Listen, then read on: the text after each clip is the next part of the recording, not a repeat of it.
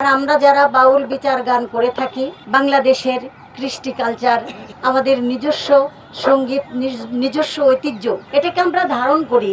আমরা সব বাউলরাই ছোটবেলার থেকে পীর মুর্শিদ অলিয়া উলিয়ার দরবারে যাতায়াত করি, সেখানে উরুস হয়, সেখানে আমরা গান বাজনা করে থাকি। যারা নাকি মানুষের প্রতি অত্যাচার জোর জুলুম করে, তাদের নাম হয় জালিম। জালিমের পক্ষে কখনো আল্লাহ নাই, আল্লাহ মজলুমের পক্ষে। আমরা মারামারি জানি না, আমরা কাউকে বকাবকি করতে জানি না, আমরা অশ্লীল শিখি নাই।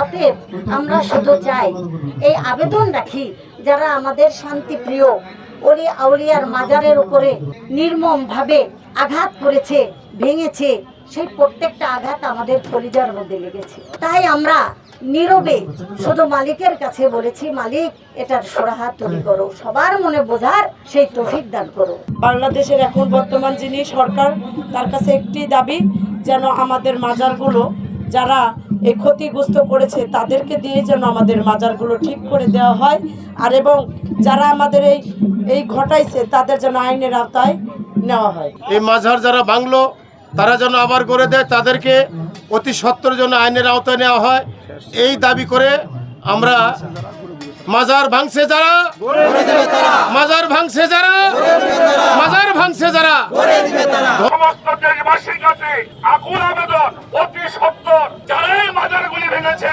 অতি সত্বর মাজারগুলি ঠিক করতে হবে, শাস্তি দিতে হবে। কেউ যেন অলি আল্লাহদের দিকে বাঁকা নজরে কেউ না তাকায়, এই প্রত্যাশা কামনা করি। বাংলার জারি সারি ভাটিয়ালি লালন গীতি, পল্লী গীতি, এটা আমাদের কৃষ্টি কালচার, যেটা নিয়ে আমরা বেঁচে আছি, সেটাকে সুন্দর মতো লালন পালন করার জন্য